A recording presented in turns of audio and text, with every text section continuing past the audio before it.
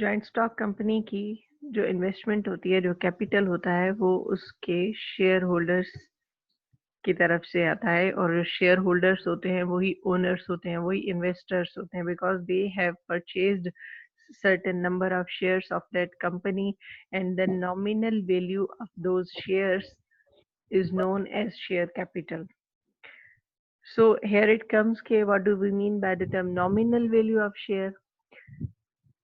तो nominal value of share यानी कि उस शेयर, एक शेयर की असाइंड वैल्यू, लेट सपोज के कंपनी का एक शेयर 100 रुपए का है, यानी कि वो जो बिकेगा मार्केट में वो 100 रुपए का बिकेगा, और शेयर होल्डर्स जब इन्वेस्ट करेंगे तो एक शेयर के अगेंस्ट वो 100 रुपए इन्वेस्ट करेंगे कंपनी के अंदर। तो इस सूरत में हम कहेंगे कि शेयर की जो नॉमिनल वैल्यू है वो 100 रुपए है। नॉमिनल से मुराद है assigned value, the value in terms of capital that has been assigned to that single share is ₹100. 100 rupees आपने इन्वेस्ट करने हैं in order to purchase one single share of that company. So इस perspective से हम कह रहे हैं कि the sum total of nominal value, यानी कि जितने भी ऑथोराइज्ड शेयर्स हैं उनका सम टोटल, हम बात कर रहे हैं कि 100 रुपए का एक शेयर है, लेट्स सपोज के 1000 शेयर्स हैं हमारे पास, तो 1000 into 100 कितना होगा? 1 lakh 1 lakh rupees 1 lakhs means के टोटल कैपिटल कितना हुआ कंपनी का? 1 लाख रुपीस। जो शेयर कैपिटल है कंपनी का वो 1 लाख रुपीस है, and that is divided into 1000 shares, और हर शेयर की नॉमिनल वैल्यू जो है वो है 100 रुपए। ठीक है, तो in case of companies, the term capital and share capital have been held to be synonymous. जैसे कि हमने डिफरेंस इसका डिस्कस किया कि कैपिटल और शेयर कैपिटल एक ही चीज है, लेकिन कैपिटल हम सिंपली किसी भी बिजनेस के लिए यूज कर सकते हैं। वो सोल प्रोप्रिएटरशिप भी हो सकता है, वो पार्टनरशिप भी हो सकता है, क्योंकि इन्वेस्टमेंट हर जगह है। इन्वेस्टमेंट को हम कैपिटल के नाम से इंडिकेट कर रहे हैं, लेकिन शेयर कैपिटल जो हम कह रहे हैं वो हम कहेंगे किस केस में? जॉइंट स्टॉक कंपनी के केस में हम उसकी जो इन्वेस्टमेंट है उसको हम शेयर कैपिटल का नाम देंगे, क्योंकि उसकी टोटल इन्वेस्टमेंट या टोटल कैपिटल जो है that is divided into certain number of shares of equal value. Capital to be stated in the memorandum of association and article of association of the company. ये last lecture में हमने discuss किया था कि जो memorandum और article of association होते हैं उनमें कैपिटल की अथोराइज्ड कैपिटल कितना है और उनका सारा ब्रेकअप और सारी डिटेल्स जो है वो मेमोरेंडम और आर्टिकल ऑफ एसोसिएशन में कंपनीज को देनी होती हैं। That is legal requirement.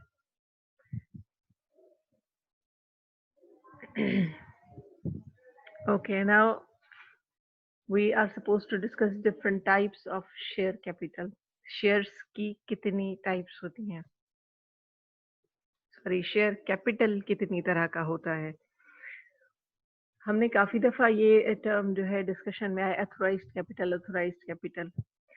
तो सबसे पहले authorized capital, then issued capital, then subscribed capital, called up capital, uncalled up capital, paid up capital, and reserve capital. So first of all, let's discuss about authorized capital. इस term से आपके जहन में कुछ आ रहा है कि व्हाट इट कुड बी? हम जब कह रहे हैं कि authorised capital of XYZ company, तो ये क्या होगा?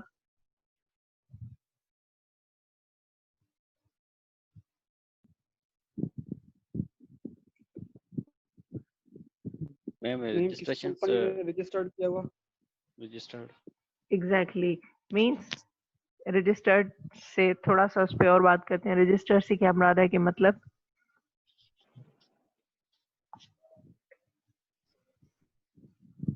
मैम अगर किसी कंपनी ने इशू किया हो किसी कंपनी के नाम से तो शेयर उनको ऑथराइज्ड शेयर कहते हैं, नॉमिनल कैपिटल। अथोराइज्ड कैपिटल होता है बेसिकली कि eight the time of registration of the company, mean before the commencement of business start करने से पहले जब आप अपनी कंपनी को रजिस्टर्ड कराने जा रहे हैं SECP से, तो वहाँ पे आपको एक सर्टेन लिमिट मिलती है कि you are not suppose to issue shares more than this limit. जैसे हमने अभी बात की कि हम एक एग्जांपल डिस्कस कर रहे थे जिसके टोटल जो है वो 1000 शेयर्स थे और हर शेयर की वैल्यू 100 रुपए थी। तो यहाँ पे जो नंबर ऑफ 1000 शेयर्स था वो इनका अथोराइज्ड कैपिटल था। अब चाहे अगर हम शेयर्स में बात करें तो कहेंगे 1000 शेयर्स, अगर हम शेयर कैपिटल की बात करें तो हम कहेंगे कि 1 लाख रुपीस। ठीक है, मतलब they are not suppose to raise the capital more than 1 lakh rupees. They are not supposed to issue the shares exceeding that authorized number, and which is 1000। ठीक है, रजिस्टर्ड या अथोराइज्ड या नॉमिनल इसलिए कह रहे हैं कि ये कंपनी जो है that is registered with that nominal capital, and the company is not supposed to raise the capital or not supposed to issue the shares more than that registered number of shares. Are you getting me? Yes ma'am. ठीक है, उसको कहते हैं हम share capital, authorized share capital. The memorandum of association of every company has to specify the amount of capital that which it wants to be registered. At the time of registration, memorandum of association के अंदर companies ने ये चीज़ लाजमी तौर पे clearly mention करनी होती है कि उनका registered capital क्या होगा, वो कितना capital issue करना चाहती हैं। ठीक है, The capital so stated is called registered, authorized और nominal capital। वो जो मेमोरेंडम के अंदर मेंशन की गई होगी आपकी लिमिट कि इससे ज्यादा आप नहीं इशू कर सकते हो, उसको कहेंगे हम रजिस्टर्ड कैपिटल, अथोराइज्ड कैपिटल या फिर नॉमिनल कैपिटल। ये तीनों एक ही चीज हैं। The registered capital is the maximum amount of share capital which a company can raise by way of public subscription। Maximum यानी कि इससे ज्यादा नहीं इशू कर सकती कंपनी, ज्यादा से ज्यादा उतना ही करेगी, उतना ही कर सकती है जितने की limit at the time of registration they have registered with ACCP। ठीक है, जितनी लिमिट उन्होंने खुद बताई है रजिस्ट्रेशन के टाइम पे ACCP को, उसके अंदर ही रहते हुए उन्होंने शेयर्स इशू करने, वो उससे ज्यादा नहीं कर सकते हैं। ठीक है, ये हुए authorised capital, authorised share capital. ये क्लियर हुआ?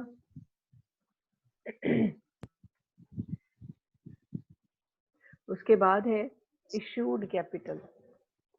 Okay, the company may not issue the entire authorised capital at once. Company जो है वो जितना भी अथोराइज्ड कैपिटल है वो वंस इशू नहीं करती है for the subscription to general public. Once issue नहीं करती, depends on the financial needs of company. जैसे जैसे उनको फंड्स की, कैपिटल की जरूरत पड़ती जाती है, वैसे वैसे कंपनी जो है वो सम नंबर ऑफ शेयर्स इशू करते हैं। और फिर उस इशूड में फर्दर कैटेगरीज है जो अभी हम आगे देखेंगे कि called up, paid up, uncalled up, unpaid up. तो इशूड ये है जो कंपनी ने इशू किए हैं जनरल पब्लिक को।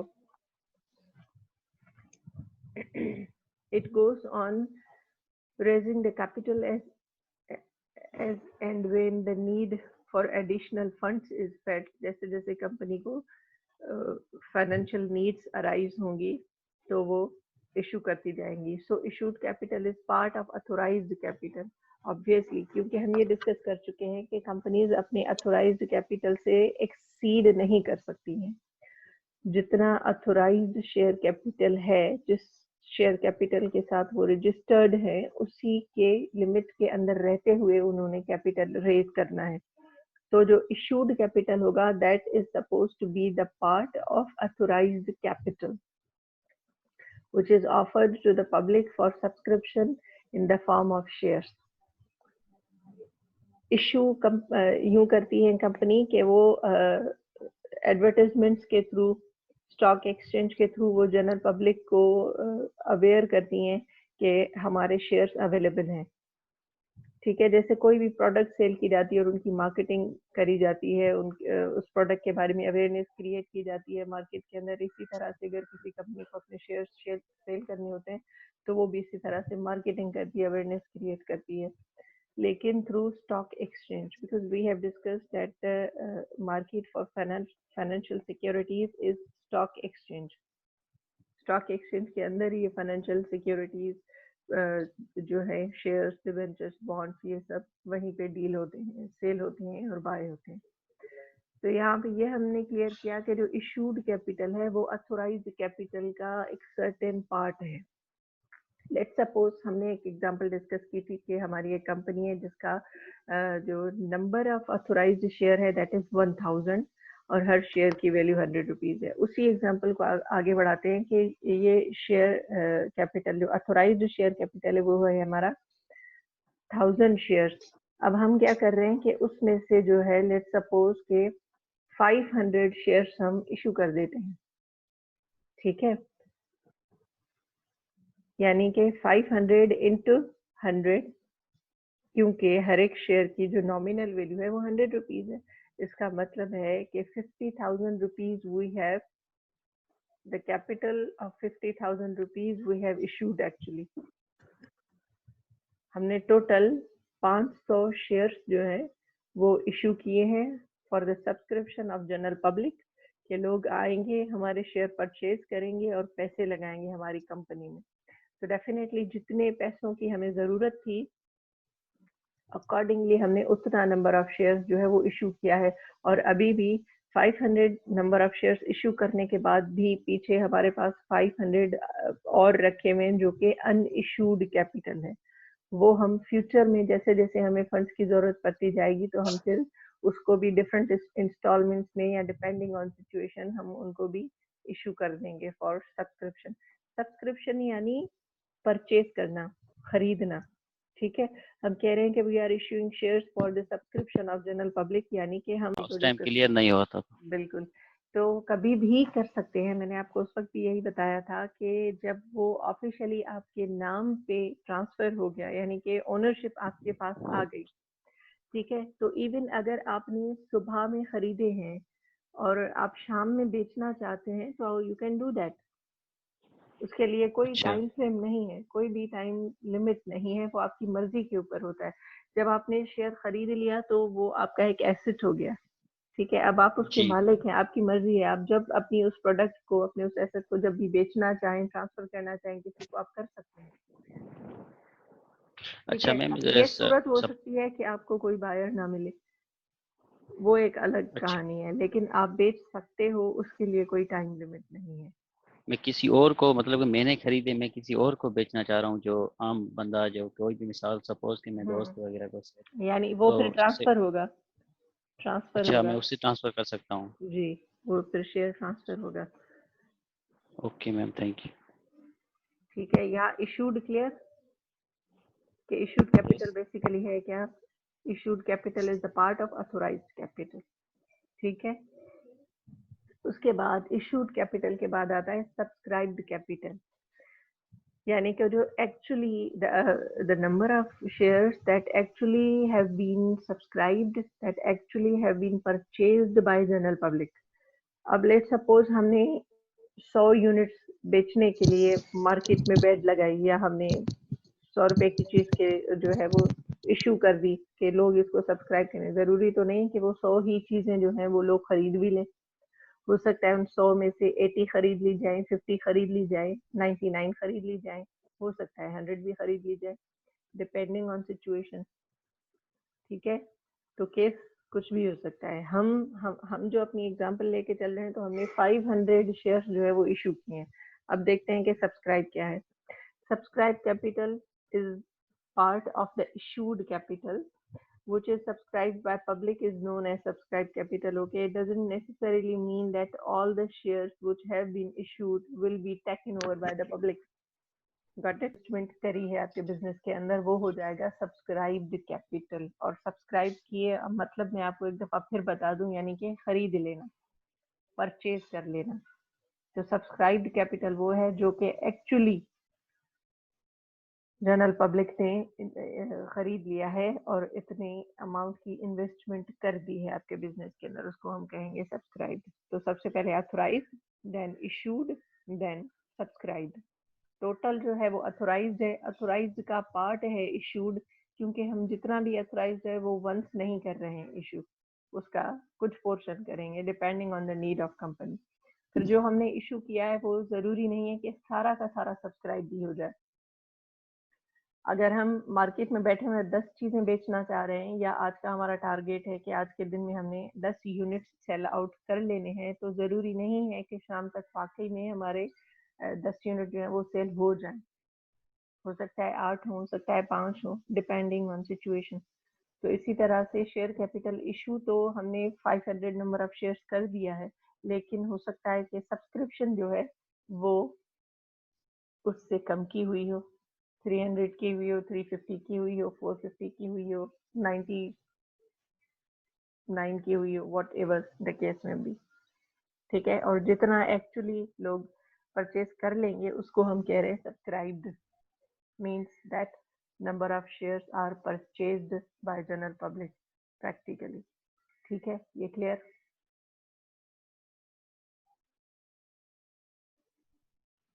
Yes ma'am. ओके, ठीक है बेटा। Okay ma'am. तो अथोराइज्ड, फिर इशूड, देन सब्सक्राइब्ड। अब हम बात करें and therefore calls up only such amount as it needs, यानी हमने बात की कि एक शेयर की वैल्यू 100 रुपए है, ठीक है। अब 100 रुपए एट वंस जो है वो कंपनी कॉल नहीं करेगी। अगेन यहाँ पे जैसे अथोराइज्ड कैपिटल के अंदर हमने बात की थी कि depends on financial needs of company, जैसे जैसे उन्हें फंड्स की जरूरत पड़ेगी वैसे वैसे वो शेयर्स इश्यू करते जाएंगे। इसी तरह से एक शेयर के अंदर भी जैसे जैसे कंपनी को पैसों की जरूरत होगी वैसे वैसे वो अमाउंट कॉल अप करते जाएंगे। लेट्स सपोज के, अच्छा ये चीज पहले हम पढ़ लेते हैं। Generally the share holders pay the price of the shares by instalments. जो टोटल अमाउंट है एक शेयर का वो किस्तों में पे करते हैं शेयर होल्डर्स नॉर्मली। यानी कि अगर आपने 100 रुपए का एक शेयर खरीदा है तो उस 100 रुपए को आप डिफरेंट किस्तों में पे करेंगे। हो सकता है पहले 30 रुपए पे किए हों, फिर 30 रुपए किए हों, फिर 20 रुपए किए हों, और फिर 20 रुपए किए हों। इस तरह से हो सकता है। Again it depends on the financial needs of company. Okay, that could be like application amount. जिस टाइम पे आपने सब्सक्राइब किया है और आपकी जो वो एप्लीकेशन एक्सेप्ट हुई है उस पे अमाउंट हो सकता है। अलॉटमेंट, जब आपको शेयर अलॉट हुए, then first call, then final call. और ये फर्स्ट फाइनल कॉल भी हो सकता है कि फर्स्ट और सेकंड हो जाए, first call, second call, third call, depends on the procedure of company and depends on the needs of company कि उनको किस किस तरह से पैसों की फंड्स की जरूरत है। Therefore the portion of the face value of the share which a share holder is called upon to pay or the company has demanded to pay is called up capital। ठीक है, जितना amount उसके बाद जो आ रहा है, ये नीचे आप देखें, authorised share capital 1 lakh rupees. Issued capital, issue company ने कितना किया है, नंबर ऑफ शेयर्स 8000, ठीक है। आउट ऑफ 10,000 8000 है बेटा। इट इशूड आपने 80,000 नीचे अमाउंट लिखी हुई है, ये नंबर ऑफ शेयर्स है। पूरी बात सुन ले पहले। Okay okay ma'am. आवाज आ रही है? ठीक है, नंबर ऑफ शेयर्स इशू किए हैं कितने, 8000। 8000 into 10। Are you getting me? ठीक है मैम, 80,000 हो गए। 80,000 जो है वो अमाउंट है, 8000 नंबर ऑफ शेयर्स है। ठीक है, यहाँ पे इस एग्जाम्पल से ये है कि स्टेप बाय स्टेप चीज क्लियर होती जाएगी कि जो अथोराइज्ड शेयर कैपिटल है वो है 10,000 शेयर्स। ठीक है, 10,000 इक्विटी शेयर्स। उस 10,000 में से कंपनी ने इश्यू किए हैं कितने, 8,000। ठीक है, अब 8,000 उसने इश्यू किए हैं, पब्लिक ने टेकअप कितने किए हैं आप बताएंगे मुझे? प्लीज माइक्स ऑफ रखें। 7,000। 7,000। इश्यू कितने किए कंपनी ने? 8,000। और उसमें से पब्लिक ने सब्सक्राइब कितने 8,000। किए? 7,000। जो हम बात कर रहे थे, जरूरी नहीं कि जितनी प्रोडक्ट्स हम या जितने यूनिट्स हम बेचना चाह रहे हैं उतने ही हम बेच लें या उतनी सब्सक्रिप्शन हो जाए, ये लाजमी नहीं है। वही केस यहाँ पे भी है कि कंपनी ने इश्यू किए हैं 8,000 शेयर्स, लेकिन जो सब्सक्राइब हुए हैं वो हुए हैं 7,000। ठीक है, तो यहाँ पे आप देखें कि सब्सक्राइब्ड शेयर कैपिटल 70,000। ये 7,000 और 70,000 का डिफरेंस ये है कि यहाँ पे नंबर ऑफ शेयर्स की हम बात कर रहे हैं, 7,000 नंबर ऑफ शेयर्स, और यहाँ पे हम बात कर रहे हैं शेयर कैपिटल की, तो उसको हम फिर मल्टीप्लाई कर रहे हैं जो नॉमिनल वैल्यू है एक शेयर की उससे। ठीक है, और हमें दिया गया है कि जो नॉमिनल वैल्यू है एक शेयर की वो है ₹10। तो 7,000 इंटू 10 70,000, तो हमारा सब्सक्राइब्ड कैपिटल जो है वो हो गया 70,000। Got it? अब इससे आगे ये होता है कि the terms were that ₹3 on application, her share के ऊपर एप्लीकेशन के ऊपर ₹3 आपको पे करने हैं। ठीक है, जब शेयर परचेज करने के लिए आप एप्लीकेशन फॉर्म भर रहे हैं तो उस टाइम पे आपसे ₹3 जो है वो लिए जा रहे हैं। ठीक है, अलॉटमेंट के ऊपर ₹3, यानी कि जब कंपनी अलॉट कर रही है आपको शेयर, वो एक्सेप्ट कर रही है आपकी एप्लीकेशन। ठीक है, यानी कि ये जो अलॉटमेंट के ₹3 हैं, ये इस तरह से जैसे आप चालान भरते हैं किसी चीज का। ठीक है, अब वो आपको समझे कि एडमिशन मिल गया, यहाँ पे ₹3 उसके अलॉट हो गया शेयर आपको। ठीक है, ₹3 कंपनी ने उस पे कॉल किए, ₹10 में से ₹6 कॉल हो गए, बाकी पीछे कितने बचे हमें हमारे पास? ₹7। नहीं बेटा, ₹10 का 10 में से बिल्कुल 3 गया तो 3 नहीं 6 गए। देखें, ₹3 गए एप्लीकेशन पे 7,000 और ₹3 गए अलॉटमेंट पे, ₹6 हमने पे कर दिए। ठीक है, यस बाकी बचे पीछे ₹4 on allotment. Okay, and the balance by 2 calls of equal amount, पीछे called up by company in 2 equal installments, and that is obviously ₹4 बच रहे हैं, उसकी 2 इक्वल जो एक साथ बनेंगी वो ₹2 की बनेंगी। Okay, so we were discussing about called up and then uncalled up capital, then paid up capital.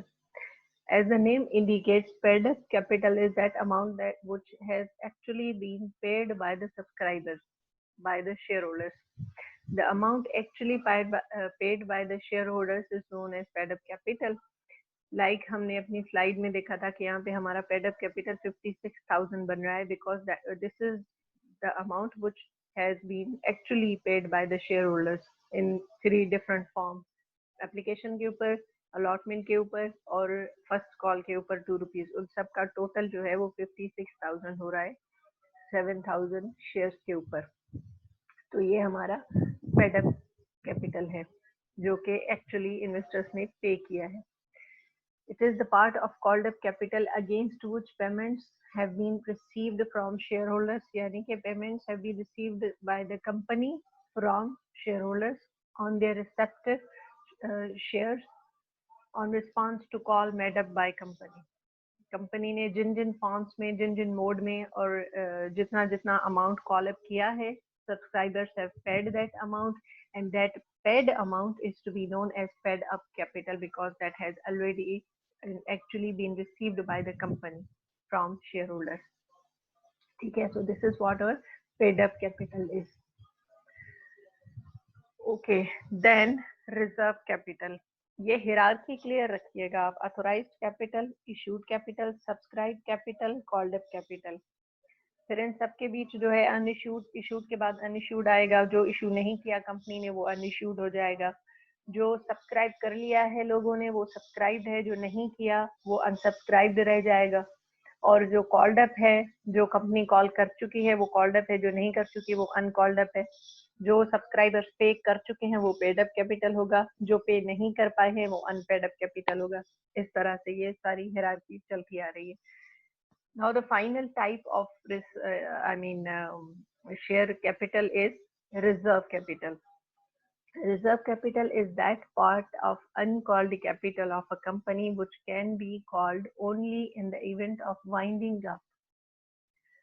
Winding up means कि जब कंपनी क्लोज करी जाएगी, जब कंपनी बंद की जाएगी, तो उस टाइम पे, क्योंकि हमें ये रूल पता है, हमने अकाउंटिंग में पढ़ा है कि जब भी कभी कोई बिजनेस वाइंड अप किया जाता है तो सबसे पहला काम जो हमने करना होता है दैट इज टू पे of the liabilities of the business.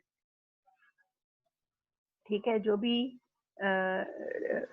Creditors के क्लेम्स होते हैं उनको सबसे पहले सेटिस्फाई करना होता है। कंपनी बिजनेस के एसेट्स बेच के हम सबसे पहले क्रेडिटर्स के क्लेम्स को फुलफिल करते हैं, उसके बाद फर्दर जो भी एडजस्टमेंट होती है वो करते हैं। तो रिजर्व कैपिटल वो है जो कि सिर्फ उसी वक्त इशू किया जाएगा जब कंपनी वाइंड अप होगी, बंद होगी।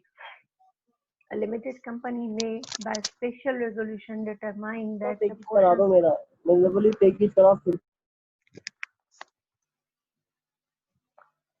a limited company may, by special resolution, determine that the portion of its share capital which has not been called up can be called up only in the event of the company being wound up. Such capital is known as reserve capital. वो portion uncalled up capital का, यानी जैसे हमने हमारी जो example थी ये वाली, यहाँ पे जो 2 रुपीज पर शेयर बचते हैं यहाँ पे, क्योंकि एक 10 रुपए के शेयर पे यहाँ पे 8 रुपए कॉल हो चुके हैं। ₹3 ऑन एप्लीकेशन, ₹3 ऑन अलॉटमेंट, ये 6 रुपीज हो गए, और 2 ऑन फर्स्ट कॉल। तो बाकी जो 2 रुपीज रहते हैं, हो सकता है कि वो कंपनी जो है वो रिजर्व रख ले। It depends on the policy of company itself.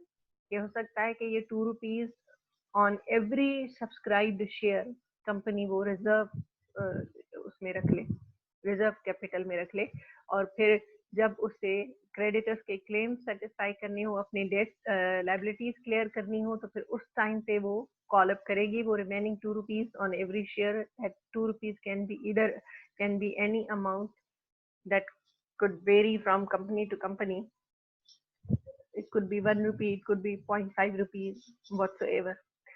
तो वो जो रिमेनिंग अमाउंट है ये हो सकता है कि कंपनी रिजर्व शेयर कैपिटल में रखे, और फिर जब उसको कंपनी क्लोज करनी है तो अपनी क्रेडिटर्स के क्लेम को सेटिस्फाई करने के लिए, फंड्स जनरेट करने के लिए वो बाकी के जो आखिरी 2 रुपए हैं वो कॉल अप करे। तो ये होता है बेसिकली रिजर्व कैपिटल। ठीक है,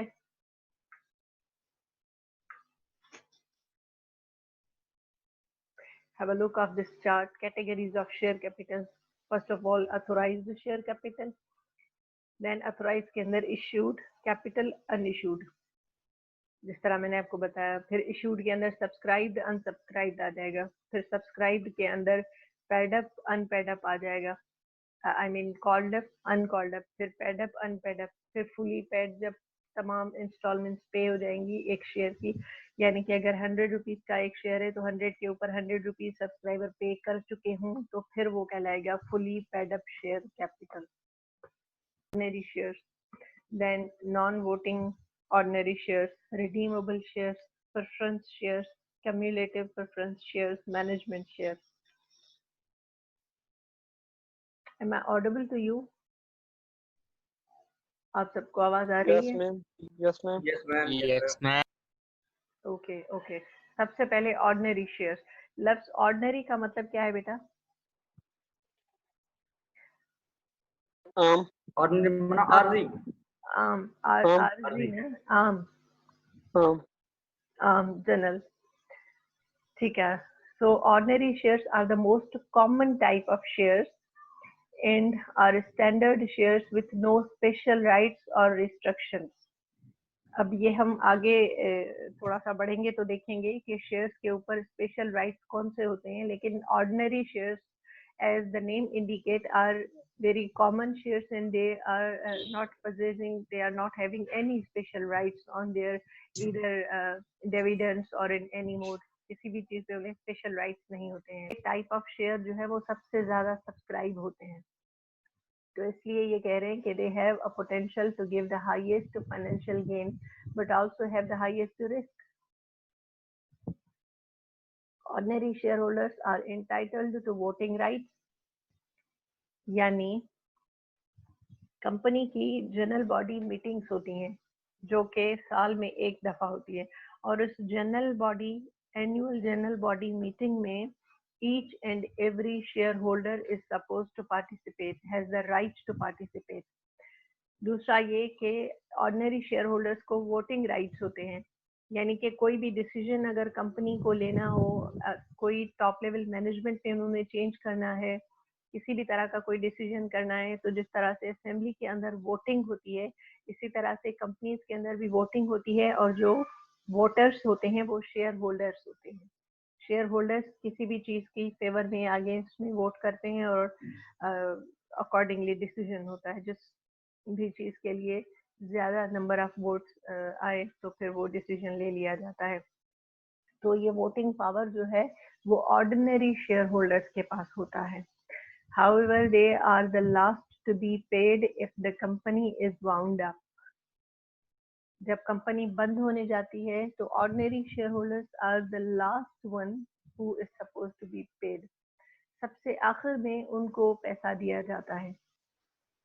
पहले लायबिलिटीज क्लियर करी जाएंगी, उसके बाद जो प्रेफर्ड शेयर होल्डर्स होंगे जिनके पास प्रेफर्ड शेयर कैपिटल जिन्होंने एक्वायर किया हुआ होगा, क्योंकि उन्हें प्रेफरेंस दी जाती है, उन्हें पहले पे किया जाएगा और आखिर में आके ऑर्डिनरी शेयर होल्डर्स को पे किया जाएगा।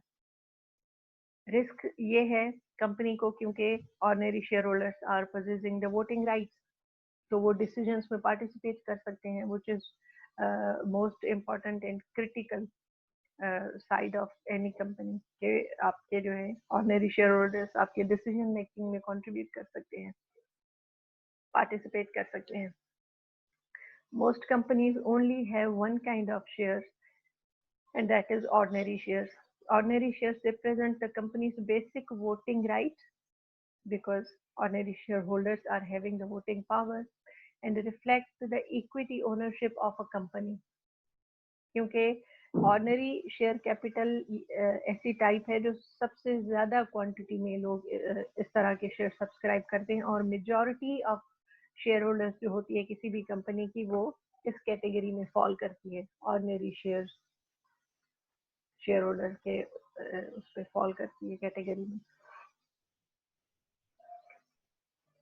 Okay, ordinary shares typically carry 1 vote per share and each share gives equal right to dividend।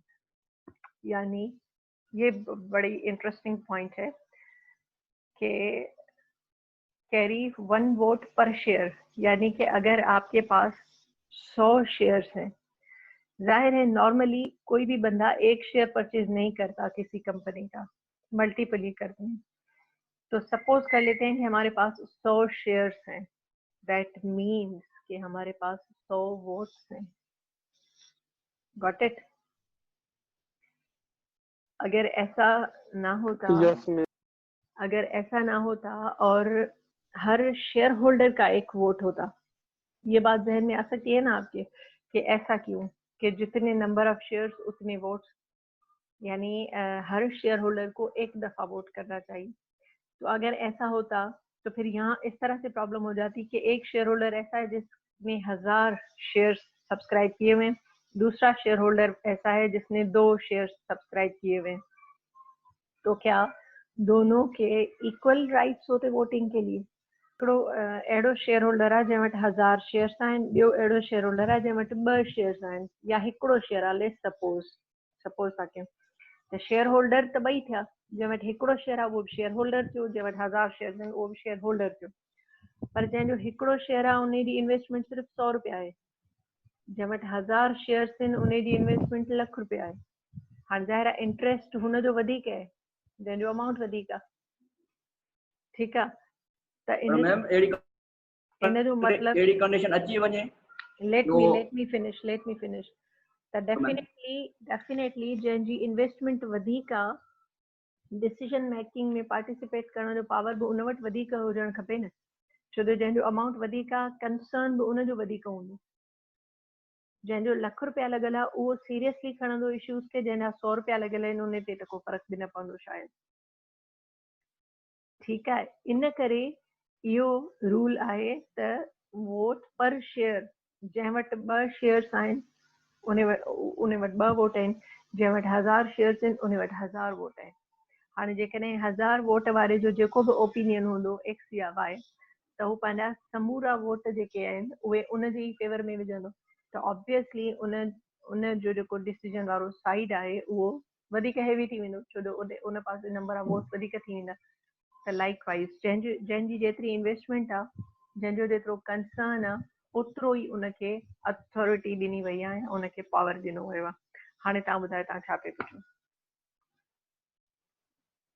Madam को अहिड़ी कंडीशन अची वञे जिते मतलब 5-6 शेयर होल्डर आहिनि ऐं 5-6 शेयर होल्डर जी जेको इन्वेस्ट आहे उहो को हिकिड़ो अहिड़ो उनजो मतलब मेंबर हुजे जंहिंजी उन 5-6 खां वधीक हुजे, पोइ छा वो डिसीजन मेकिंग वठी सघंदो? ऑब्वियसली बेटा 5-6 ॼणा रिजेक्ट थी वेंदा इन हिसाब सां। बिल्कुलु इहा ई त हींअर ॻाल्हि कई न मूं, त जंहिं वटि जेतिरा नंबर ऑफ शेयर्स वधीक हूंदा उन वटि ओतिरा वोट वधीक हूंदा। हाणे मूं इहा ॻाल्हि कई त हिकिड़ो माण्हू आहे अपोज़िट में जंहिं वटि 2 शेयर आहिनि, ॿियो आहे जंहिं वटि 1000 आहिनि। तव्हां इहा ॻाल्हि था कयो त हिकिड़ो आहे जंहिं वटि 1000 आहिनि, ॿिया 5 अहिड़ा आहिनि जिन वटि 2 आहिनि, तव्हां इहा ॻाल्हि था कयो न। मतलब हुनजी भेट में हुन वटि घटि आहिनि शेयर। बिल्कुलु पंजनि जा जिमली जेके ज़ाहिर आहे जंहिं वटि घटि आहिनि बेटा, माना उन पैसा घटि लॻाया आहिनि, उनजी इन्वेस्टमेंट घटि आहे, माना उनखे रिस्क घटि आहे। इन्वेस्टमेंट घटि माना रिस्क घटि, ठीकु आहे। जेतिरी तव्हां वधीक इन्वेस्टमेंट कई आहे ओतिरो वधीक तव्हांखे रिस्क आहे। त ज़ाहिर आहे जंहिंजो कंसर्न वधीक आहे न, पावर बि उनखे अकॉर्डिंगली ॾिनल आहे। जंहिंजा वधीक पैसा लॻल आहिनि उन वटि वधीक पावर ॾिनो वियो आहे उनखे, जंहिंजा घटि लॻल आहिनि उन वटि घटि आहे। किसी भी वक्त वापस ले सकते हैं। Exactly. At any point, company can redeem their ownership. Company can buy back their shares. तो उनके शेयर्स जो हैं वो रिडीम हो जाएंगे, ओनरशिप वापस कंपनी को चली जाएगी at any time if company wants. ठीक है, प्रेफरेंस शेयर्स क्लियर। उसके बाद हमारे पास cumulative preference share. Okay, cumulative का मतलब क्या है कि I must say increasing by addition with the passage of time। आपका जो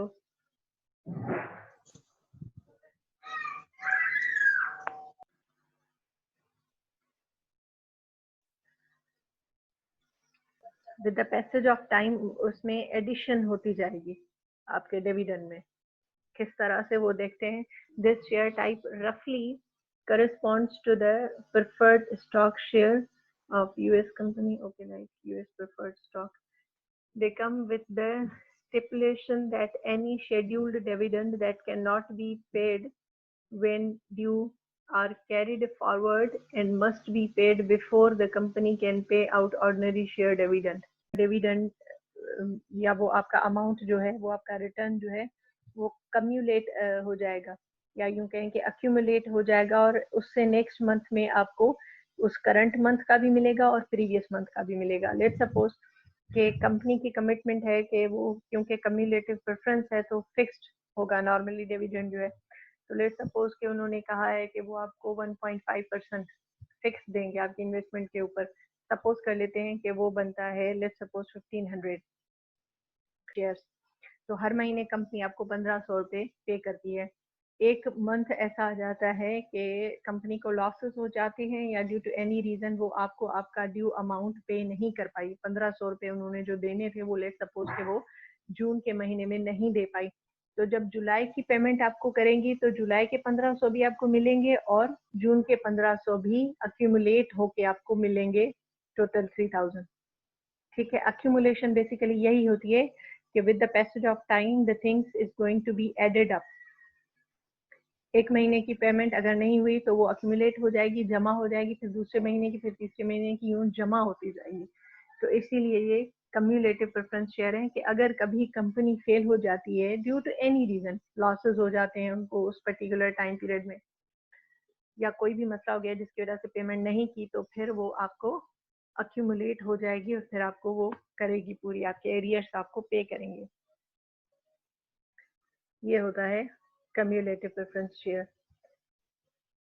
Okay, these shareholders receive their dividends in arrears before preferred stockholders.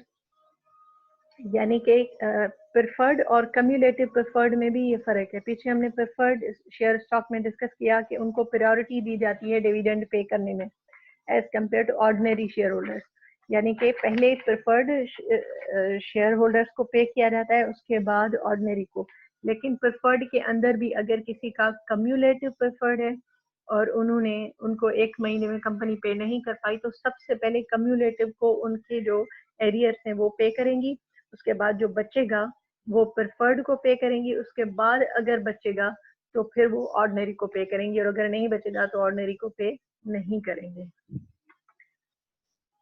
ठीक है, these shareholders receive, okay, this applies to any dividend that are paid late or any amount that is not paid in full when due.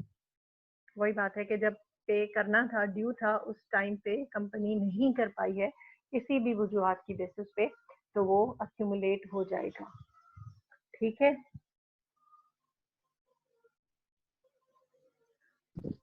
Cumulative के बाद हमारे पास है okay cumulative preference and non participating preference. Cumulative preference के अंदर ये है कि arrears will be received in subsequent year, कि अगर एक साल में नहीं कर पाई कंपनी तो फिर वो नेक्स्ट ईयर में आपको एरियर के फॉर्म में वही अमाउंट मिल जाएगा। Eight the time of eight the time of इनएडिक्वेट profit, यानी कि प्रॉफिट सही नहीं हुआ, you will not lose anything. यानी अगर जैसे हमने बात की कि लेट सपोज के मंथली बेसिस पे आपको पेमेंट होती है और एक महीने में नहीं हुई है क्योंकि कंपनी ने लॉसेस सफर किए हैं, अच्छा प्रॉफिट नहीं किया, लेकिन अगर आपके कम्युलेटिव प्रेफरेंस शेयर्स हैं तो आप पे इस बात से कोई फर्क नहीं पड़ेगा, क्योंकि चाहे आपकी कितनी भी रिमेनिंग पेमेंट रहती है, कंपनी की तरफ वो ड्यू है and they are suppose to pay you back that. तो लाजमी आपको पे करेंगे जैसे ही उनके जो है वो स्टैब्लिश होती हैं फाइनेंशियल कंडीशन। तो अगर कम्युलेटिव है तो वो आपको लाजमी पे करेंगी। The fix rate of dividend is guaranteed. जो फिक्स रेट आपके बीच कमिटमेंट हुई है कंपनी के और आपके बीच, वो आपको डेफिनेटली मिलेगा बियॉन्ड द कंडीशन के कंपनी प्रॉफिट में जा रही है या लॉस में जा रही है या क्या हो रहा है। If they have committed to pay you certain amount or certain percentage on your investment, they have to do that. Okay, उसके बाद है non-participating preference shares. This type of preference shares does not share the surplus profit. यानी कि अगर company ज्यादा profit करती है, suppose कर लेते हैं कि एक साल में कंपनी ने बड़ा एक्स्ट्रा ऑर्डिनरी प्रॉफिट किया है, लेकिन प्रेफरेंस शेयर वालों का उससे कोई कंसर्न नहीं है, they are only concern with their fixed amount. Fixed rate of dividend is guaranteed. ठीक है, अगर 1.5% लेट सपोज उन्होंने कमिटमेंट किया है कंपनी ने कि आपको इन्वेस्टमेंट के ऊपर 1.5% पे करेंगे, तो 1.5 ही करेंगे, चाहे उन्होंने कितना ही ह्यूज प्रॉफिट क्यों ना कर लिया हो। That is none of your business if you are having cumulative preference share. अच्छा, इस एक्स्ट्रा ऑर्डिनरी प्रॉफिट का सबसे फायदा जो होता है वो होगा ऑर्डिनरी शेयर होल्डर्स को, क्योंकि they are concern with the profit and losses of the company. अगर बहुत ज्यादा प्रॉफिट कर रही है कंपनी तो उनको अकॉर्डिंगली डिविडेंड मिलेगा ऑर्डिनरी शेयर होल्डर्स को, यानी ज्यादा प्रॉफिट तो ज्यादा डिविडेंड, कम प्रॉफिट तो कम डिविडेंड, और अगर प्रॉफिट नहीं है तो उनको डिविडेंड नहीं मिलेगा। लेकिन प्रेफर्ड और पर्टिकुलरली कम्युलेटिव प्रेफर्ड में ये चीज नहीं होगी कि अगर कंपनी लॉसेस बियर कर भी रही है तो आपको वो लॉस ट्रांसफर नहीं होगा, आपको अपनी पेमेंट मिलती रहेगी।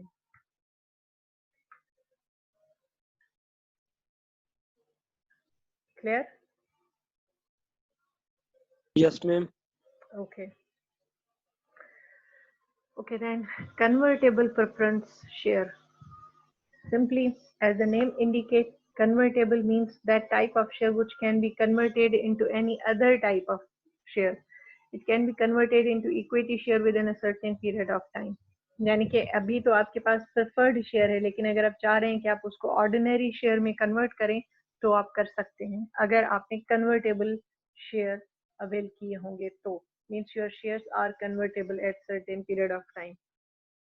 Non-convertible, simply the opposite of first one, cannot be converted into equity shares.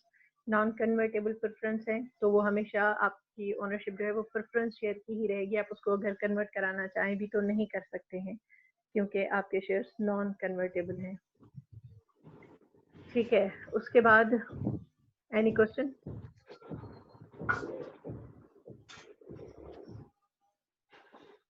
उसके बाद है हमारे पास management shares.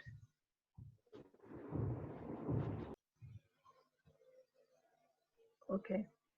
Management shares give their holders extra voting rights. Listen a bit carefully क्योंकि ये बड़ी technical point है. Management shares give their holders extra voting rights at the company's general meeting. That is 2 votes for 1 share. पहले हमने discuss किया था कि जो ऑर्डिनरी शेयर होल्डर्स हैं उनके पास एक शेयर के ऊपर एक वोट का राइट होता है, लेकिन जो मैनेजमेंट शेयर्स हैं वो एक शेयर के ऊपर 2 वोट्स का राइट होता है. और ये क्यों करती हैं कंपनीज इस तरह के shares issue? Such shares are often used to enable company directors to retain control on the company in the event of shares being issued to outside investors.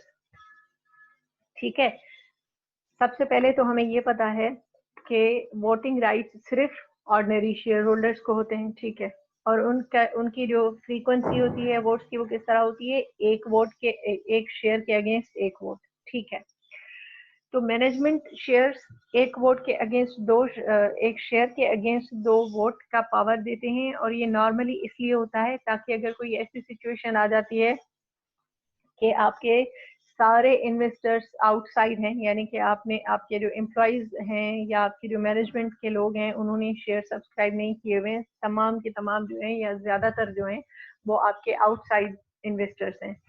तो इस तरह से होगा क्या कि डिसीजन मेकिंग प्रोसीजर जो है वो सारा एक्सटर्नल लोगों के पास चला जाएगा, आउटसाइड लोगों के पास चला जाएगा.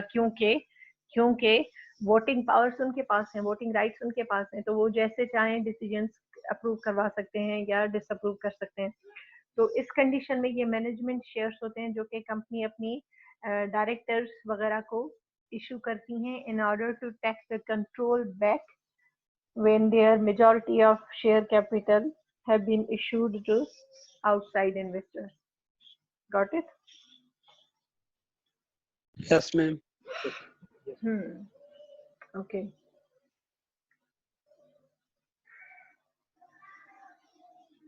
Okay, अब शेयर्स का किस्सा तकरीबन वाइंड अप हुआ. अब डिबेंचर्स की बात आती है. थोड़ी देर पहले किसी ने पूछा था कि जब कंपनी अपना टोटल शेयर कैपिटल इशू कर चुकी हो और उसके बाद भी उन्हें फंड्स की ज़रूरत हो तो कंपनी क्या करेगी. तो कंपनी के पास फंड्स रेज करने के 2 और ऑप्शन हैं, डिबेंचर भी और बॉन्ड्स भी, जो कि दोनों चीज़ें क्या हैं? लाइबिलिटी हैं. इनके थ्रू, डिबेंचर के थ्रू और बॉन्ड्स के थ्रू जो है वो कंपनी जनरल पब्लिक से कर्जा लेती है.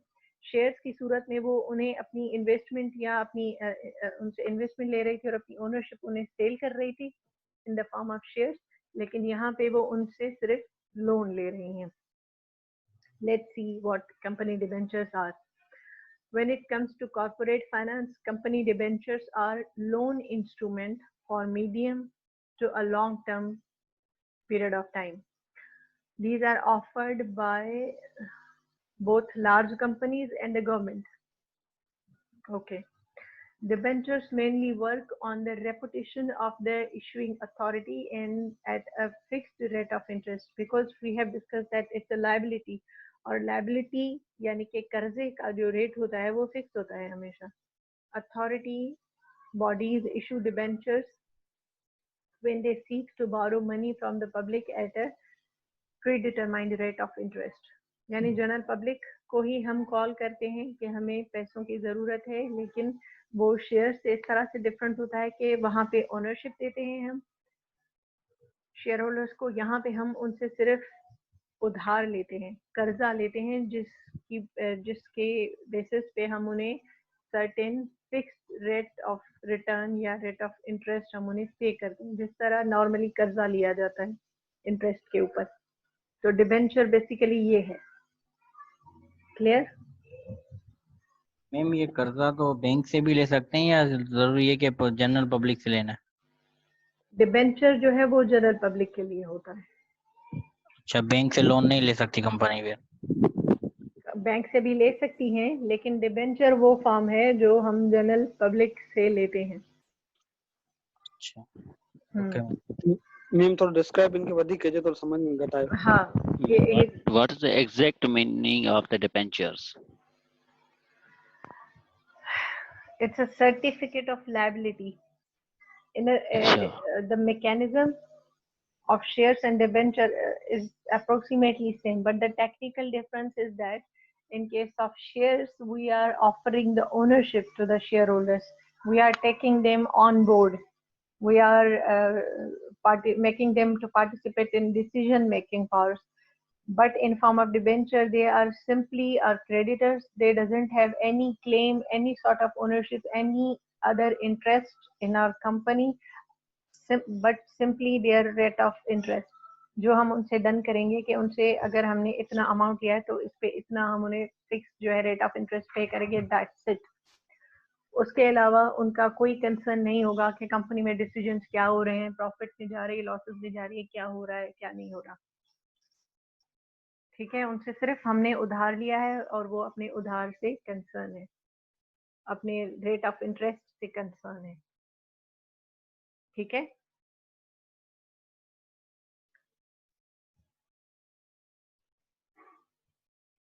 Are you getting me? Yes. Yes, ma'am. Okay. Here are different types of debentures. Secured debentures. When company debentures are ITB computer. जी ना मैम। ब्याह सब्जेक्ट अचन था? जी मैम, मैं फंक्शनल इंग्लिश भी कोन होचे, बाकी 4 सब्जेक्ट अचन था। अच्छा, मो तो इन जो ॾाढो लेक्चर प्लान वगैरह वो सब कुछ उते रखिया है ऐं मो वटि अचे पियो। मैम आऊं डेली बेस ते जे कयां तो तां सब्जेक्ट खुले ही कोन पियो। अच्छा, तव्हां हिकिड़ो कमु कयो, अच्छा ॿार इहे प्रॉब्लम्स डिस्कस कंदा आहिनि पर उनखे रिज़ॉल्व कोन कंदा आहिनि। कल्ह थर्ड ईयर वारनि अहिड़ा कुझु इश्यूज़ ॿुधाया, I said them to email me, लेकिन हींअर ताईं मूंखे ईमेल रिसीव कोन थी आहे। तव्हां हिकिड़ो कमु कयो त जेको तव्हां वटि स्क्रीन जो आउटले अचे पियो न, उनजो स्क्रीन शॉट कढी मूंखे मोकिलियो त मूंखे ख़बर पए त एक्चुअली तव्हां वटि कहिड़ो एरर पियो शो करे ऐं कहिड़ी स्क्रीन जो आहे लेआउट। ठीकु आहे? जी मैम। उनजो स्क्रीन शॉट मूंखे कढी करे जेको आहे ईमेल कयो या व्हाट्सएप कयो, जो जी मैम। ऐं मैम तव्हां जो ईमेल ॿुधाइजो त आऊं तव्हांखे असाइनमेंट सबमिट करायां। मां ग्रुप ते लिखी थी छॾियां। जी मैम, जी मैम, थैंक यू। ठीक है, हाणे पाण थोड़ो डिस्कस करे वठूं। जी। त ही जेको आहे types of debenture. Secured debenture are those against which some asset or property is being mortgaged. ठीक है? Secured, we are calling it secured because it is secured against that mortgage property or asset or whatever the case may be. Okay, then first mortgage or preferred debenture. First mortgage or preferred debentures obligations are just first with preference in time of realization of the asset.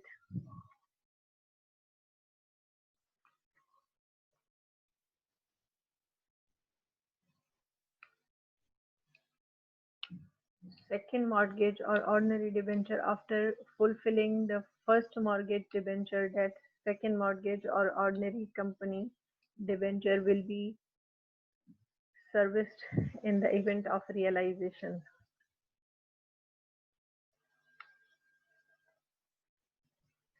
First mortgage में ये है,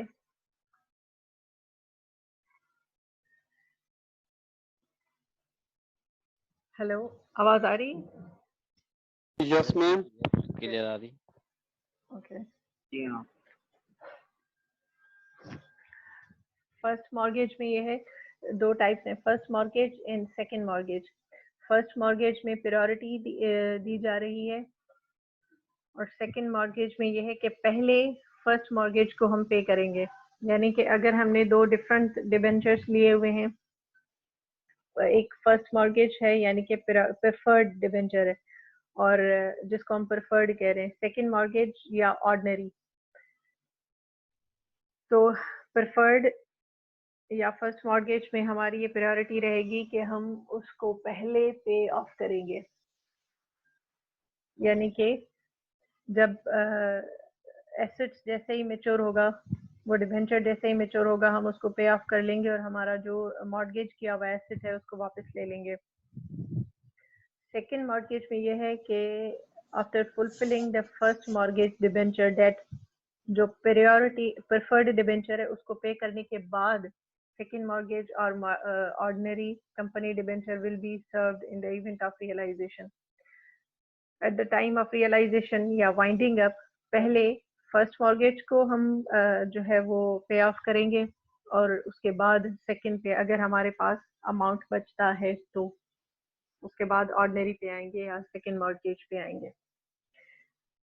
secured first mortgage and second mortgage. First mortgage जो है वो preferred है, यानी कि अगर हमने दोनों तरह के लिए में, तो फर्स्ट मॉर्गेज को हम पहले जो है वो वाइंड अप करेंगे और सेकंड मॉर्गेज को बाद में करेंगे, इफ अगर हमारे पास वर्थ बचती है तो, और अगर नहीं बचती है तो फिर ये एसेट को हम जाने देंगे। If the question of priorities for the company, के उनके लिए क्या ज्यादा अहम है।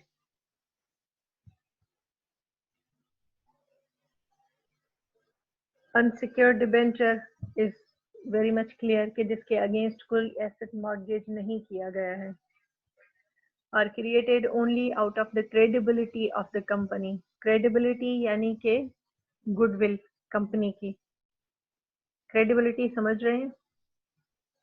कंपनी की मार्केट में रेपुटेशन अच्छी है, इसलिए अब वो अनसिक्योर्ड डिबेंचर भी इश्यू कर रही हैं और लोग उनके पास जो है वो उनको पेमेंट कर रहे हैं, उनको पैसे दे रहे हैं विदाउट एनी सिक्योरिटी और without any mortgage, because they trust on that company.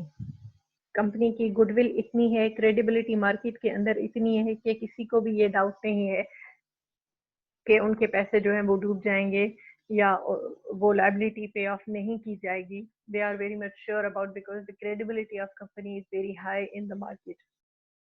सो उस केस में अनसिक्योर्ड डिबेंचर्स भी इशू किए जा सकते हैं, and they don't carry securities against any asset of the concern company. कोई भी एसेट जो है वो उससे ब्लॉक नहीं किया जाता। Therefore the relevant organisation doesn't offer any protection on the rate of paying interest or on paying off the loan amount to the holder. Simply interest rate pay किया जाएगा और at the completion of certain period of time principal जो है वो भी पे back कर दिया जाएगा, लेकिन कोई सिक्योरिटी उसके साथ ब्लॉक नहीं की जा रही है। बिकॉज और ऐसा करने के लिए जो creditors हैं वो they are okay with that, क्योंकि they trust on the company's credibility in the market.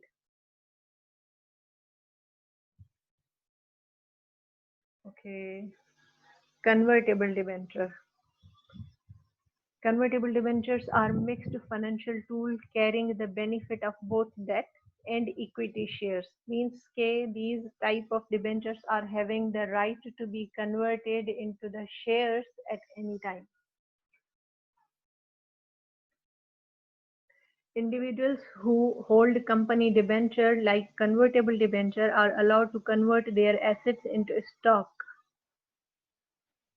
ठीक है, अब यहाँ पे दो चीजें हैं डिस्कस करने की। एक तो ये कि कन्वर्टेबल डिबेंचर वो है जो जिसके पास है, if I am the holder of convertible debenture of XYZ company, that means के I have the choice to convert my debenture into stock. दूसरी चीज ये कि यहाँ पे एक चीज कही हुई है कि convert their asset into stock. तो यहाँ पे एसेट किसको कह रहे हैं? रिसीवेबल को कह रहे हैं, क्योंकि जो डिबेंचर है वो कंपनी के लिए तो लायबिलिटी है, लेकिन जो पैसे दे रहा है कंपनी को उसके लिए एसेट है, क्योंकि receivables are always assets. Is it so? हमने अगर किसी से पैसे रिसीव करने हैं, हमने लेने हैं, किसी से पेमेंट लेनी है, तो वो हमारा एसेट होगी या लायबिलिटी होगी या एक्सपेंस होगी, रेवेन्यू होगी, क्या होगी? लायबिलिटी होगी। नहीं, हमने रिसीव करने हैं, हमने पे नहीं करने हैं। लायबिलिटी तो उस वक्त होगी जब हमने पैसे पे करने हैं, यानी हमने किसी का उधार तो देना असेट है। होगी मैम। जी, जब हमने उधार Asset होगी। देना है, पे करने हैं हमने पैसे, तो वो हमारी लायबिलिटी है। लेकिन जब हमने पैसे किसी से लेने हैं तो वो हमारा एसेट है, वो हमारा बेसिकली रिसीवेबल है। रिसीवेबल जो है वो is the most current asset. Assets की टाइप्स पढ़ी है ना हमने, डिफरेंट टाइप्स के एसेट्स होते हैं, करंट एसेट्स, फिक्स्ड जी हाँ, एसेट्स। जी हाँ, तो जी जो हाँ। जो रिसीवेबल्स होते हैं वो हमारे सबसे पहले करंट एसेट्स होते हैं। तो जो होल्डर है कंपनी डिबेंचर का, that means the person is having an asset. ठीक है, अगर मेरे आई am the holder of company debenture, यानी कि लेट्स सपोज मैंने 1000 रुपीज कंपनी को उधार दिया है, so that 1000 rupees is receivable for me, और उसके ऊपर जो फिक्स रेट हमारा डिसाइड हुआ है that is also my receivable। तो इस तरह से वो इस टाइम मेरा एसेट है।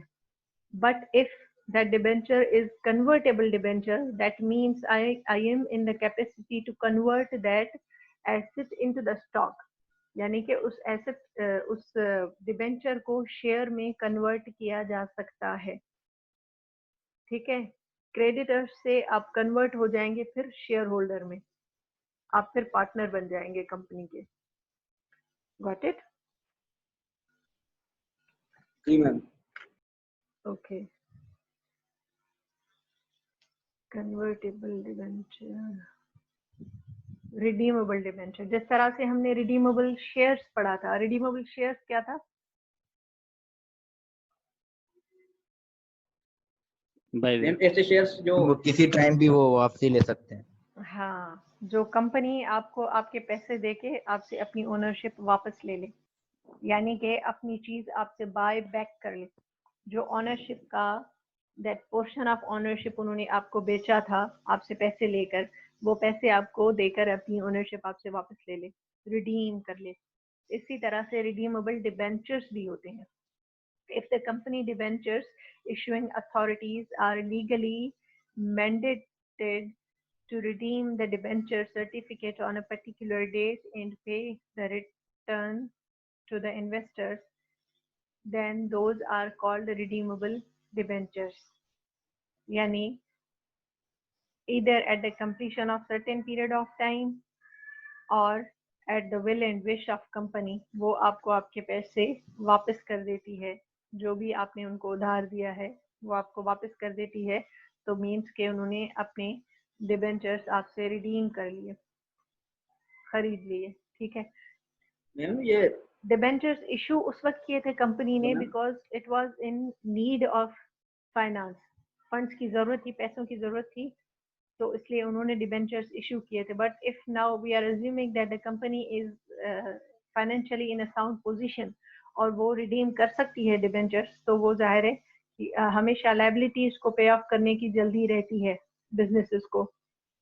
लायबिलिटीज का होना अच्छी बात नहीं है, तो वो हमेशा इसमें होती है कि सबसे पहले लायबिलिटीज को पे ऑफ कर दिया जाए।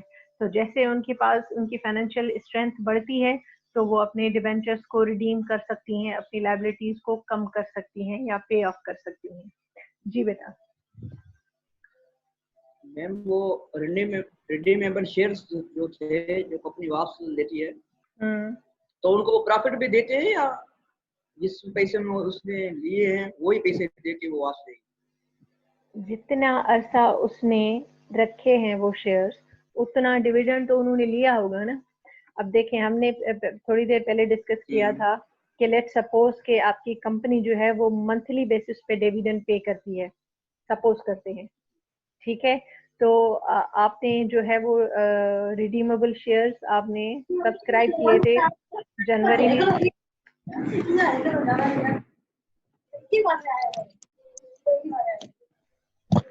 घर के झगड़े तो हमें ना सुनवाए ना बेटा।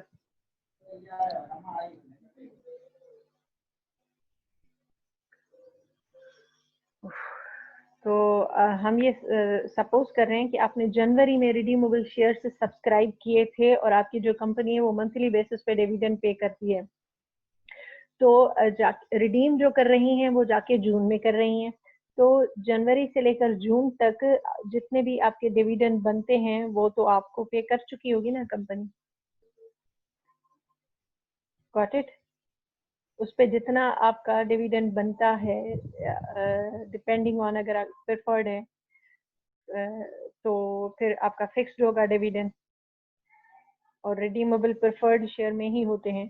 तो आपका जितना भी डिविडेंड बनता है पर मंथ, लेट सपोज जितना भी बनता है, लेट सपोज 500 पर मंथ बनता है, तो उन्होंने आपको फेब में भी पे किया होगा, फर्स्ट फेब को पे किया होगा, फिर फर्स्ट मार्च, अप्रैल में, हर फर्स्ट को उन्होंने आपको पे किया होगा। सर्टेन जो भी आपकी डील हुई है वो अमाउंट आपको 4-5 महीने तक उन्होंने पे किया होगा। उसके बाद वो जाके जब रिडीम करेंगी तो आपकी जो उस वक्त की शेयर की नॉमिनल वैल्यू होगी वो पे करेंगी। सॉरी, नॉमिनल नहीं, जो मार्केट वैल्यू होगी उस वक्त। लेट सपोज के जब खरीदा था आपने शेयर तो 100 रुपए का था, अब अगर मार्केट में वो 110 रुपए का है और आपसे कंपनी रिडीम कर रही है तो आपसे 110 रुपए मिलेगी। Got it? जैसे हम कभी अगर गोल्ड बेचने जाते हैं तो हमने खरीदा एक रेट पे होता है, लेकिन जब हम बेच रहे होते हैं तो जो गोल्ड स्मिथ होते हैं वो उस दिन का जो है वो रेट कैलकुलेट करते हैं कि आज गोल्ड का मार्केट रेट क्या है, और जो उस वक्त का मार्केट रेट होता है उस पे खरीदते हैं। ठीक है, ये उसी तरह से है।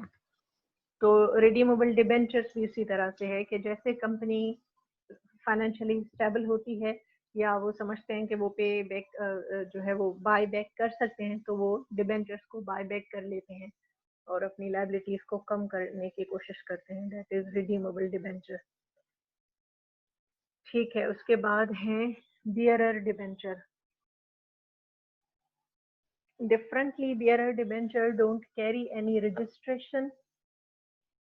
अच्छा, रजिस्टर्ड शेयर भी मैंने शायद इसमें ऐड किया था, वो आया नहीं डिस्कशन के दौरान। Bearer debentures don't carry any registration with any specific investor's detail. With a mere delivery, the debenture are transferred to any new holder. यानी कि debenture is likewise, जिससे हमने share का discuss किया था कि share is a piece of paper which indicate your ownership in the company. ऐसे हमने किया था ना कि शेयर एक चेक की तरह एक पीस ऑफ पेपर होता है जिसके ऊपर टर्म्स एंड कंडीशंस लिखी होती हैं। तो वो शेयर अगर रजिस्टर्ड होता है तो आपका नाम, एड्रेस, सारे डिटेल्स उसके ऊपर होते हैं, लेकिन अगर बियरर होता है तो फिर वो जिसके पास है उसी का ही है, यानी कि ओपन है। इसी तरह से डिबेंचर भी है कि डिबेंचर अगर रजिस्टर्ड है तो उस पीस ऑफ पेपर के ऊपर जिसके नाम से वो रजिस्टर्ड है, अगर आपने डिबेंचर परचेज किया हुआ है तो आपका नाम और आपके डिटेल्स होंगे उस पर। लेकिन अगर वो बियरर है तो फिर अगर आपसे आपके किसी दोस्त ने उठा लिया, कहीं आपसे गिर गया या कुछ हो गया, तो फिर जिसके पास वो रहेगा, जिसके हाथ में होगा, जो भी उसका होल्डर होगा, वही उसका ओनर हो जाएगा। If the debenture is bearer, bearer means the person who is holding it. The debenture are transferred to any new holder. Okay. Moreover, the accumulated interest is paid at the exchange of coupon attached to the debenture certificate. जो interest है वो उस certificate को show करने के बाद ही मिलता है। accumulated यानी हम पीछे डिस्कस करके आए हैं, accumulated किसे कहते हैं हम?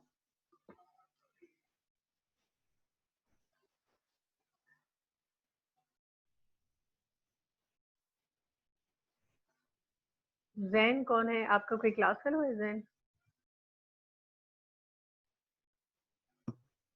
जी मैम। अच्छा, क्या कह रहे थे हम? accumulated, accumulated क्या है? जमा करना। accumulated interest यानी कि आपका जो डिबेंचर है वो अगर 6 मंथ्स तक आपने होल्ड किया है, आपके पैसे 6 मंथ्स तक कंपनी में लगे हुए हैं, तो हर महीने का आपका जो इंटरेस्ट बनेगा वो अगर 6 महीने तक आपको पे नहीं किया गया तो वो अक्यूमुलेटेड इंटरेस्ट कहलाएगा फॉर 6 मंथ्स। 6 महीने तक वो जमा होता रहे। Is paid at the exchange of coupon attached to the debenture certificate. Debenture certificate यानी कि दैट पीस ऑफ पेपर, जिस तरह से शेयर सर्टिफिकेट भी एक पीस ऑफ पेपर है, इसी तरह से डिबेंचर सर्टिफिकेट को एक्सचेंज करने के माना यानी कि आप वो पीस ऑफ पेपर जब प्रेजेंट करेंगे कंपनी में तो ही उसके अगेंस्ट आपको जो है वो अक्यूमुलेटेड इंटरेस्ट मिलेगा। तो इसलिए अगर आपका बियरर डिबेंचर है और वो आपने किसी को दे दिया, तो जिसको दे दिया है वो जाके जब कंपनी में वो सर्टिफिकेट शो अप करेगा तो वो इंटरेस्ट उसको मिल जाएगा। या अगर कहीं आपसे गिर गया है या कुछ हो गया है तो ओनरशिप सिंपली ट्रांसफर हो जाएगी उसको, जिसके हाथ वो लग जाएगा, क्योंकि it's a bearer debenture and not the registered one. Got it?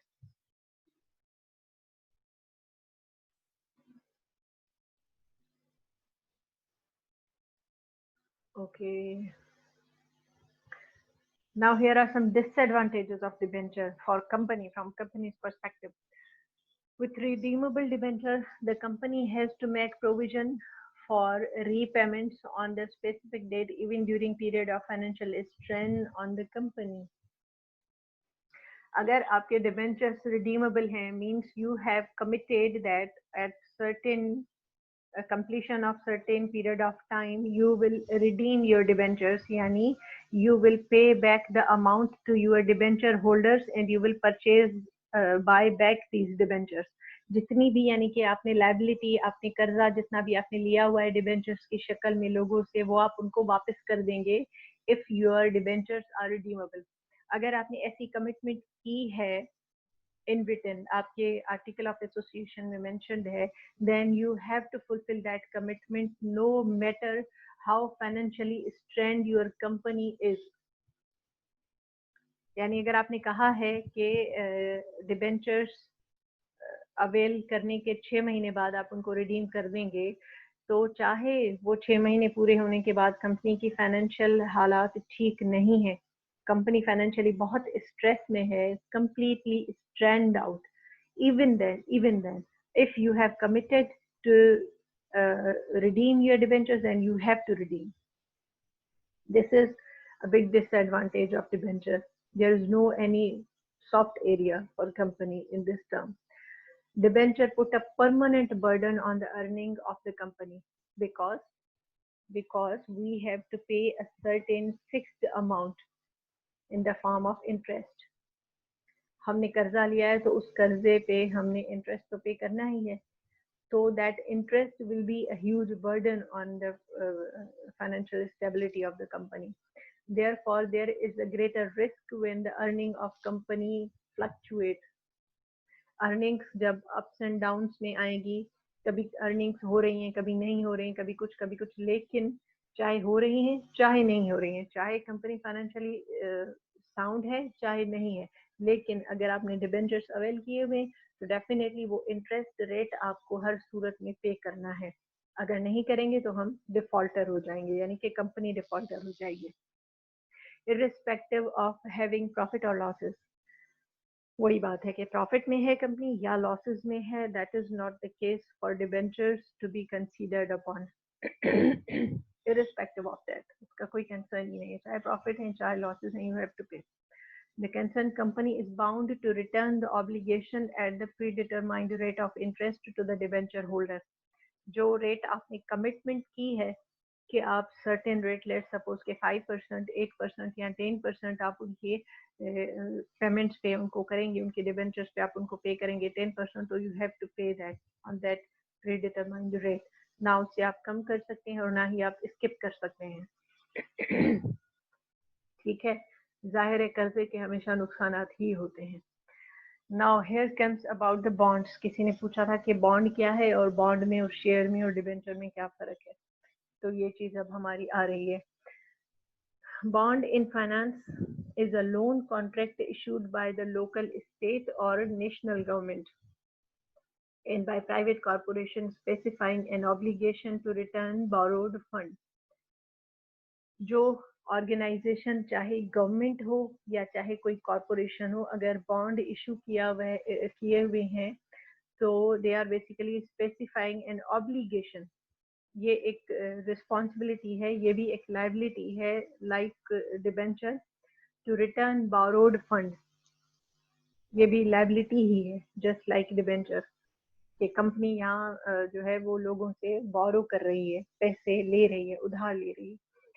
The borrower promised to pay interest on the debt when due, usually semi-annually. Depends on the company's policy. That could be monthly, that could be semi-annually, that could be annually even, at a stipulated percentage of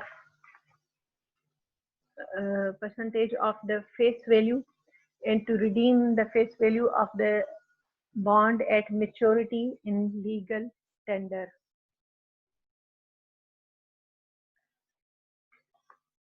bond भी debenture की तरह ही एक liability है, और certain period of time तक आप उनको time की वो टाइम जब पूरा हो जाएगा तो you have to pay that back. जब बॉन्ड मेच्योर हो जाएगा तो आपको वो अमाउंट पे करना है along with some extra amount.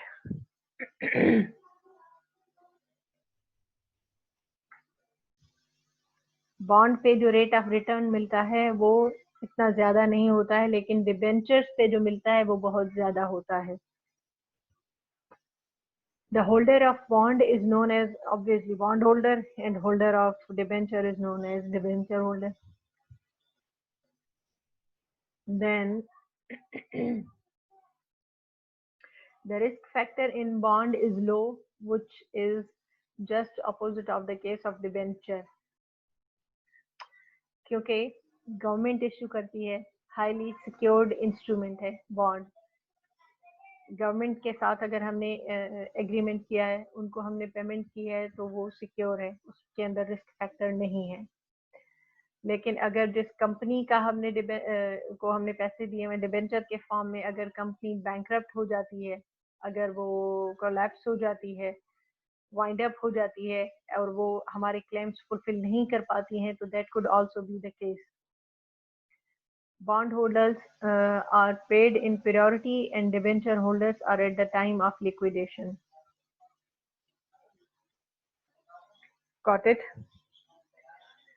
Ma'am bond minimum घणे हूंदो आहे? मिनिमम 100 रुपए जो कुछ भी थी सके थो, पर जेतिरो मुंहिंजी नॉलेज में आयो आहे त 100 रुपए जो हूंदो आहे मिनिमम. Yes ma'am. ऐं 100 खां घटि आई डोंट थिंक त हूंदो. लेकिन बॉन्ड मिनिमम 100 का है. पर बॉन्ड्स जेके आहिनि उहे इस्लामिक बैंकिंग या इन पर्सपेक्टिव खां तव्हांखे छा थो लॻे सही आहिनि? छो जो इस्लामिक पर्सपेक्टिव खां जेके इन्वेस्टमेंट उहा आहे जंहिंमें तव्हांजो रिस्क हुजे, इन करे ई त इंट्रस्ट जेको आहे उहो जाइज़ कोन्हे को. छो जो इंट्रस्ट उहा शइ आहे जंहिंमें असां रिस्क ज़रो बि कोन था करूं. असां कंहिंखे 100 रुपयो ॾियूं था ऐं चऊं था त इन 100 रुपए ते असां तोखां 10 रुपया मथे खणंदासीं. टाइम पीरियड जॾहिं पूरो थिए थो त उहो माण्हू असांखे 110 रुपया ॾेई छॾे थो, ऐं that amount of 110 rupees is more than 100% secured. Commitment थी आहे त इहो असांखे